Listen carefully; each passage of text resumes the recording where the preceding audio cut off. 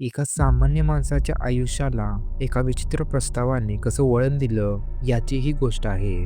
हा गुन्हा केवळ एका व्यक्तीपुरता मर्यादित नव्हता, तर त्यामागे दडलेलं गूढ तुम्हाला हादरवून टाकेल. या घटनेची सुरुवात होते दिल्लीच्या तेग बहादूर हॉस्पिटल म्हणजे जीपीटी हॉस्पिटलमध्ये.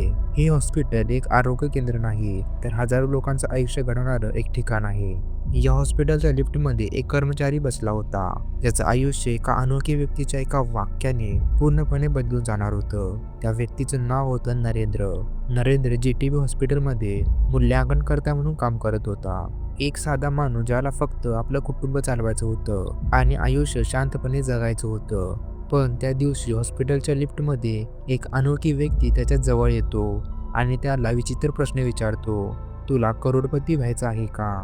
कदाचित हा प्रश्न ऐकून तुम्हाला हसू येईल, पण त्या व्यक्तीच्या गंभीर चेहऱ्यावरून नरेंद्रला जाणवलं की हा प्रश्न गमतीमध्ये विचारला गेला नव्हता, तर त्यामागे काहीतरी गंभीर गोष्ट होती.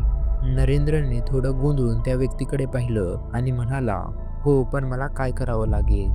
त्या व्यक्तीने नरेंद्रला सांगितलं की मला फक्त एका मानवी कवटीची गरज आहे. ती मला मिळवून दिलीस तर मी तुला 6 कोटी रुपये देईन. 6 कोटी ही रक्कम ऐकल्यावर नरेंद्र गोंधळून गेला. त्याला विश्वास बसत नव्हता की हा व्यक्ती खरं बोलत आहे की त्याची गंमत करत आहे. त्याच्या डोक्यात विचारांचा गोंधळ सुरू झाला. माझं आयुष्य एका क्षणात बदलू शकतं. पण मग त्याला आठवलं, कवटी मिळवायची म्हणजे नेमकं काय करावं लागेल? यासाठी मला कोणाच्या मृत्यूचा भागीदार तर व्हावं लागणार नाही ना? असे प्रश्न त्याच्या मनामध्ये येऊ लागले. आता कल्पना करा, एका साध्या माणसाला असे विचित्र काम करण्याची ऑफर मिळाली, तर त्याचा कसा गोंधळ होईल? त्या रात्री नरेंद्रला झोप लागली नाही. त्याच्या डोक्यात फक्त एकच विचार होता, पैसे मिळवण्यासाठी हे पाऊल उचलणं योग्य आहे का? माझं कुटुंब, माझं आयुष्य हे सगळं एका चुकीच्या निर्णयामुळे उद्ध्वस्त होऊ शकतं. पण दुसऱ्या बाजूला 6 कोटी रुपयांची चमक होती, ज्याने त्याचं साधं आयुष्य एका क्षणात बदलून टाकलं असतं. दुसऱ्या दिवशी नरेंद्रने तो विचित्र प्रस्ताव स्वीकारला. त्याने त्या अनोळखी व्यक्तीला फोन करून विचारलं, मला नेमकं काय करायचं आहे? जीटीबी हॉस्पिटलच्या सभागृहातून एक कवटी मिळवायची आहे. तुम्हाला काही काळजी करण्याची गरज नाही. सगळं मी सांभाळून घेईन. नरेंद्रने मान डोलावली, पण त्याच्या मनात अजूनही अस्वस्थता होती. त्याने मनामध्ये ठरवलं की हे आपण पहिल्यांदा आणि शेवटचं करायचं. नरेंद्रने सभागृहातील माहिती काढायला सुरुवात केली.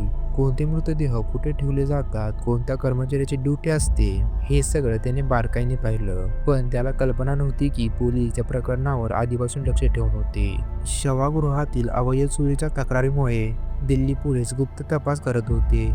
नरेंद्रची प्रत्येक हालचाल त्यांच्या रडारावर होती, पण नरेंद्रला याची जाणीव नव्हती. तो या गुन्ह्यामध्ये अडकत चालला होता. शेवटी तो दिवस आला ज्या दिवशी नरेंद्र सभागृहातून कवटी चोरणार होता. रात्रीच्या ड्युटीवर असताना नरेंद्रने सभागृहामध्ये प्रवेश केला. त्याने एका मृतदेहाजवळ जाऊन कवटी काढण्याचा प्रयत्न केला, पण त्या क्षणी पोलीस तिथे पोहोचले होते आणि त्यांनी नरेंद्रला रंगेहात पकडलं. पोलीस नरेंद्रला अटक करत असताना त्याचं संपूर्ण आयुष्य त्याच्या डोळ्यासमोर फिरत होतं. त्याला 6 कोटींचं स्वप्न दाखवून एका गुन्हेगारी जाळ्यात ओढलं गेलं होतं.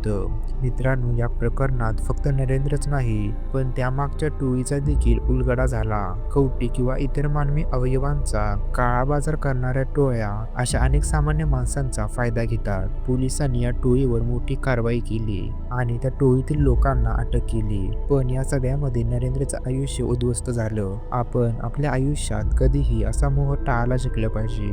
पैसा महत्त्वाचा असतो, पण तो योग्य मार्गाने कमवला गेला पाहिजे. नरेंद्रसारख्या लोकांची अवस्था पाहून असं वाटतं की आपल्या निर्णयामध्ये नीतिमत्ता कायम ठेवणं किती महत्त्वाचं आहे. तर मित्रांनो, एका चुकीच्या निर्णयाने एका माणसाचं आयुष्य कसं उद्ध्वस्त झालं याची ही घटना होती.